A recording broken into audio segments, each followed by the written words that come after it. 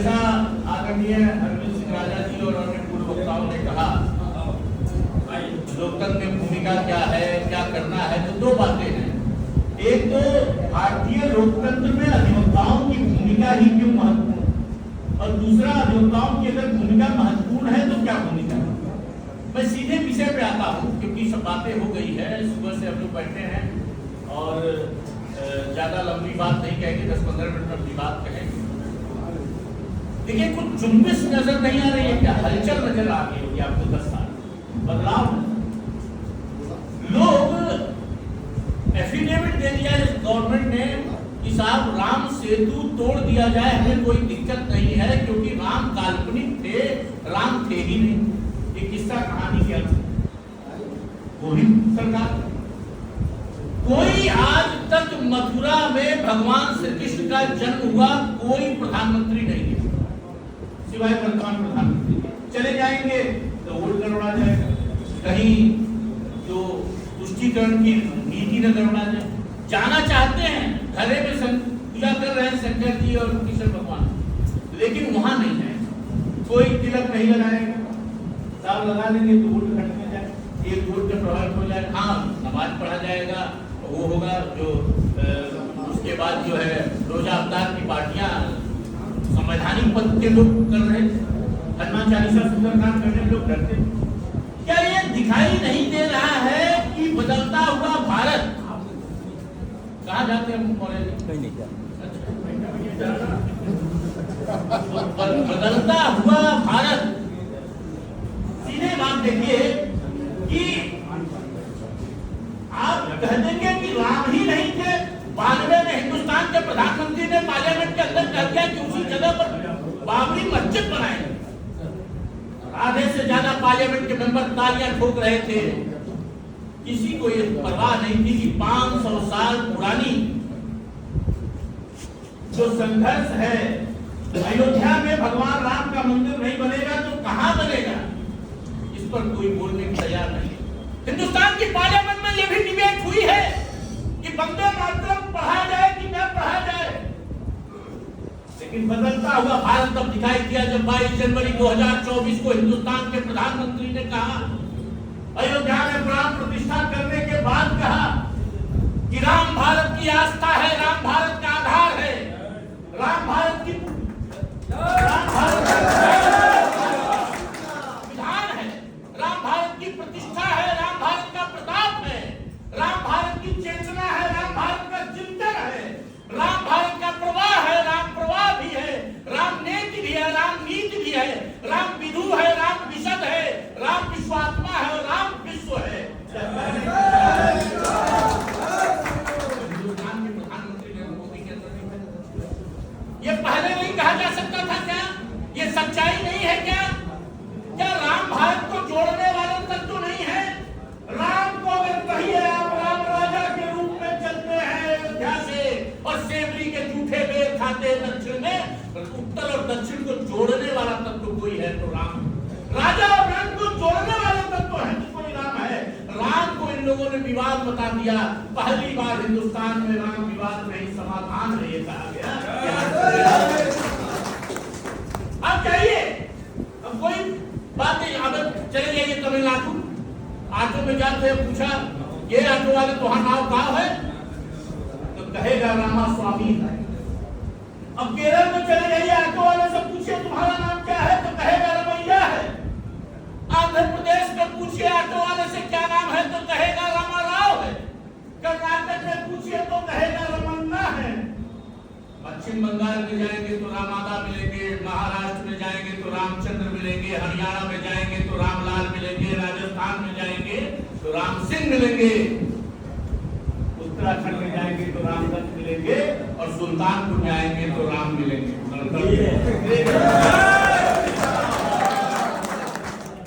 किसको नहीं दिखाई दे रहा है? कण-कण में राम है और राम को आपने डिस्प्यूट में रखा और यह चुनाव राम के प्राण प्रतिष्ठा के बाद का चुनाव है। इसलिए जिम्मेदारी आपकी है कि कम से कम मत देखिए कि कौन लड़ रहा है। ये मत देखिए आप नाराज होंगे, सांसद से, विधायक से, लोगों से, किसी से, हमसे, आपसे, किसी से नाराज होंगे, लेकिन एक बार ये विजन जाना चाहिए, पूरी दुनिया टकटकी लगाकर देख रही है कि वो लोग जीतते हैं कि नहीं जीतते हैं जिन्होंने राम मंदिर बनाया है। तो पहली बार ये बहुसंख्यक समाज जवाब दे दे कि नहीं, भारत को जोड़ने वाली हिंदुत्व की संस्कृति है। सुप्रीम कोर्ट ने कहा कि हिंदुत्व के जियो कल्चरल कंसेप्ट, जिसका मूल तत्व एक सर्व विप्रा होता बसंती है, वे ऑफ लाइफ है, हिंदुत्व जीवन पद्धति है। साहबानों केस में कुछ कह देंगे तो कैबरे करके लोग पार्लियामेंट में कानून बनाने लगेंगे, और जब सुप्रीम कोर्ट कहेगा कि हिंदुत्व इस देश को जोड़ने वाले हैं, हिंदुत्व इस देश की एक पूजा पद्धति नहीं है, ये जीवन पद्धति है, तो लोग इसको। आप देखिए भगवान शंकर कैलाश मानसरोवर में पूजा देखकर कहा है, चाइना कर नहीं देख रहे हैं कन्याकुमारी तपस्या बैठे, और मां शक्ति जो है वो पूजा कर रही है शंकर जी को पाने के लिए, श्रीपाद शिला में कन्याकुमारी पर तपस्या कर रही है। वो हिंद महासागर की तरफ नहीं देख रही है, वो कैलाश की तरफ देख रही है।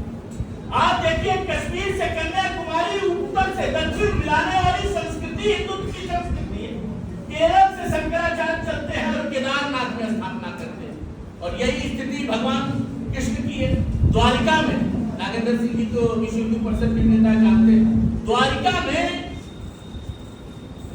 भगवान श्री कृष्ण की पूजा हो रही है, तो रुक्मण कहाँ है, रुक्मणी कहाँ से आई, अरुणाचल प्रदेश से, पूरब और पश्चिम को जोड़ती। मेरे कहने का मतलब है जो कल्चर हिंदुस्तान को जोड़ती है, जिस कल्चर में ये कहा गया हो महाउपनिषद में कि वसुधैव कुटुंबकम, हमारे यहाँ ये नहीं है कि जो कमाएगा वो खाएगा, हमारे यहाँ ये है कि जो आएगा वो खाएगा।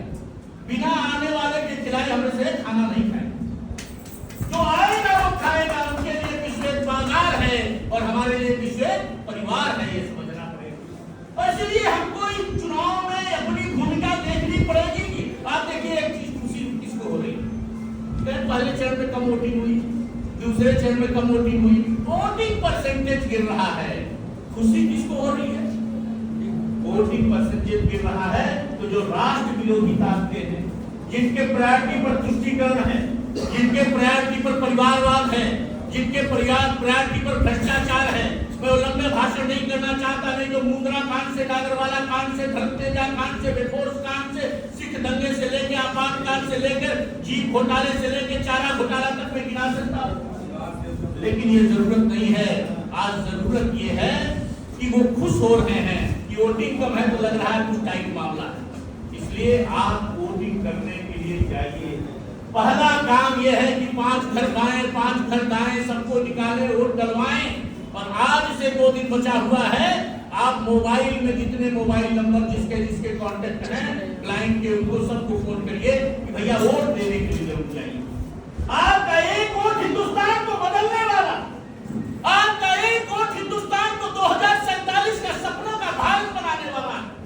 आपके एक वोट का मतलब है कि 11 करोड़ लोगों की इज्जत करना। आपके एक वोट का मतलब है 4 करोड़ गरीबों को आवास। आपके एक वोट का मतलब है 11 करोड़ घरों में नल से जोड़ना। आपके एक वोट का मतलब है 11 करोड़ लोगों को उज्ज्वला योजना के तहत गैस चूल्हा। आपके एक वोट का मतलब है 50 करोड़ लोगों का जनधन अकाउंट। आपके एक वोट का मतलब है 5 करोड़ 26 लाख लोगों का निःशुल्क इलाज। आपके एक वोट का मतलब है 26 करोड़ लोगों को आयुष्मान कार्ड। आपके एक वोट का मतलब है 25 करोड़ लोगों का गरीबी रेखा से बाहर आना। आपके एक वोट का मतलब है 70 से खत्म होना। आपके एक वोट का मतलब है मथुरा में भगवान श्री कृष्ण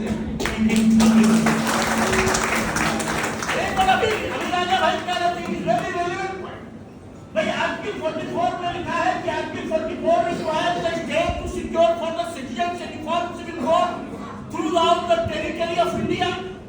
भारत में हम संविधान समान नागरिक संहिता लागू करेंगे, किसको आपत्ति हो रही है भाई? आप पढ़ लीजिए 1936 का मुस्लिम लीग का मैनिफेस्टो, और नाम नहीं लेना चाहता था लेकिन कांग्रेस पार्टी का पहला सबक पढ़ लीजिए, एक एक अक्षर मिलेगा कि हम पर्सनल लॉ लागू करेंगे, लिखा है, और पर्सनल लॉ लागू करते रहेंगे, इंश्योर करेंगे कि अल्पसंख्यक लोगों का कैसे कल्याण हो। ये लड़ाइयां आपको देखनी पड़ेगी। आपको बताएं कि बेलवाई के पास एक दुखई नाम के दलित आदमी को अरेस्ट कर लिया।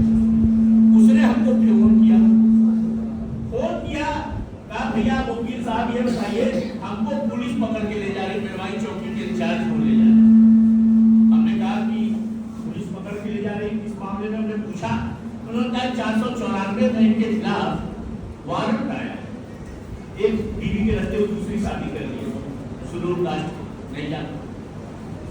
हमने पूछा कि कौन है, कि मोहम्मद सुहेल ने पकड़ा है जिसने 3 शादी की, और अहमद नाम के जज ने उसको जेल भेज दिया जिसने 4 शादी। उसने हमसे पूछा कि आप कानून के विशेषज्ञ हैं, आप ये बताइए कि मैं 2 शादी करने पर जेल जा रहा हूं, जो गिरफ्तार कर रहा है मोहम्मद सुहेल वो 3 शादी किए हुआ है तो जेल भेज रहा है, अहमद वो 4 शादी किए हुआ है, ये कौन सा कानून है? क्या काले कोट की बिरादरी की जिम्मेदारी नहीं कि कानून एक होना चाहिए? मुझे मौका पे शादी करेंगे। ये सारी चीजों पर डिबेट समझना चाहिए।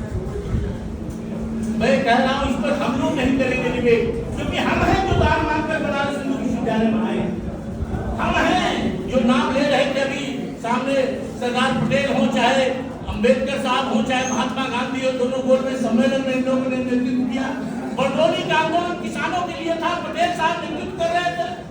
हम स्वदेशी की बात करने वाले बाल गंगाधर तिलक के बेटे हैं, हम ट्रेड यूनियन की बेहतरी की बात करने वाले लाठी खाकर देश के लिए शहीद होने वाले लाला लाजपत राय एडवोकेट के बेटे हैं, हम लोकसभा के पहले स्पीकर मालेककर के बेटे हैं, हम राजेंद्र प्रसाद के बेटे हैं जो देश के पहले राष्ट्रपति हुए, उत्तर प्रदेश के पहले मुख्यमंत्री बाल गंगाधर गोविंद बल्लभ पंत हो, और चाहे चौधरी चरण सिंह जो किसानों की आवाज उठाने वाले हैं, ये सारे के सारे वकील। तो वकीलों के इतिहास के बारे में मैं बताता रहता हूं, उसे दोहराऊंगा नहीं, लेकिन एक बात और कहकर अपनी बात समाप्त करेंगे। एक घटना बताता हूं, जब 92 में बाबरी स्ट्रक्चर गिरा, अंग्रेज बाबू 92 अंगद जी आपको बताएंगे, 92 में जब बाबरी मस्जिद गिरा, तो 93 में कहा लश्करे तोयबा ने कि हम 26 जनवरी नहीं मनाएंगे, विरोध 26 जनवरी नहीं मनाएंगे। अब कौन मानने वाला था? 26 जनवरी मना, उसके विरोध में पहली बार उत्तर प्रदेश में आरडीएक्स का प्रयोग हुआ और मेरठ में बम ब्लास्ट हुआ, हवलदार शर्मा शहीद। आतंकवादी पकड़े गए लश्करे तोयबा के, लेकिन उस समय जो मुख्यमंत्री थे आदरणीय मुलायम सिंह यादव जी ने उसका मुकदमा वापस। फिर हुआ क्या? 30 जनवरी 2007 को सीआरपीएफ कैंप रामपुर में बम विस्फोट, लश्करे तोयबा ने उसकी जिम्मेदारी ली और 7 जवान सीआरपीएफ के शहीद। जब 7 जवान शहीद हो गए, आतंकवादी पकड़ा गया। लश्करे तोयबा का इंडिया का कमांडर शहाबुद्दीन नेपाल से पकड़ा पुलिस वालों ने, और नेपाल से जब पकड़ा तो उनके बेटे मुख्यमंत्री हो गए थे। 26 अप्रैल 2013 को उन्होंने मुकदमा वापस लिया। हम लोगों ने 321 के दुरुपयोग के लिए आवाज उठाई, न्यायालय में गए, शहाबुद्दीन को 4 केस में फांसी हुई, आज डीओ जेल में। और 30 तारीख आपको 23/11/2007 नहीं भूला होगा, बनारस कचहरी में बम विस्फोट हुआ, हैदराबाद अयोध्या की कचहरी में बम विस्फोट हुआ, लखनऊ की कचहरी में बम विस्फोट हुआ, और बम विस्फोट में 15 वकील मारे गए। 15 वकील मरे, कितने घायल हुए ये नहीं कह सकता, लेकिन उसमें जो मुख्य 2 लोग पकड़े गए, एक खालिद मुजाहिद जो मरियाम रंगपुर का रहने वाला था, और एक तारिक हासिम कासमी जो आजमगढ़ का रहने वाला था। ये 2 आतंकवादी और लश्करे तोयबा का एक संगठन हुजी है, हरकत-उल जिहाद इस्लामी, उसने इसकी जिम्मेदारी ली। दोनों जब पकड़े गए तो आपको मैं बताना चाहता हूं, आदरणीय अखिलेश यादव जी ने उनके भी मुकदमे वापस ले लिया। जब हम लोगों ने आपत्ति की इलाहाबाद हाई कोर्ट में, जस्टिस मौर्य और जस्टिस अग्रवाल की कोर्ट ने कहा कि सरकार को शर्म आनी चाहिए, ये आतंकवादी जो काले कोट की बिरादरी के मृत्यु के कारण हैं, उनको आप छोड़ने जा रहे हैं, आप इनको भारत रत्न दे दीजिए, इससे अच्छा है, यही बचा हुआ। आज जो जेल में है, खालिद मुजाहिद तो मर गया ड्यूरिंग ट्रायल, लेकिन तारिक हासिम कासमी जेल में। मैं ये कहना चाहता हूं, जो लोग आतंकवादियों का मुकदमा इसलिए वापस लेते हैं कि वोट बैंक बना रहे, उनकी भावना नहीं है, उनकी इच्छा नहीं है, उनको पता है कि गलत कर रहे हैं, लेकिन वोट न प्रभावित हो, इसलिए वो उनको करते हैं। इसलिए आपकी जिम्मेदारी है कि ऐसे लोगों की कम से कम सुल्तानपुर के अंदर जमानत न बचे।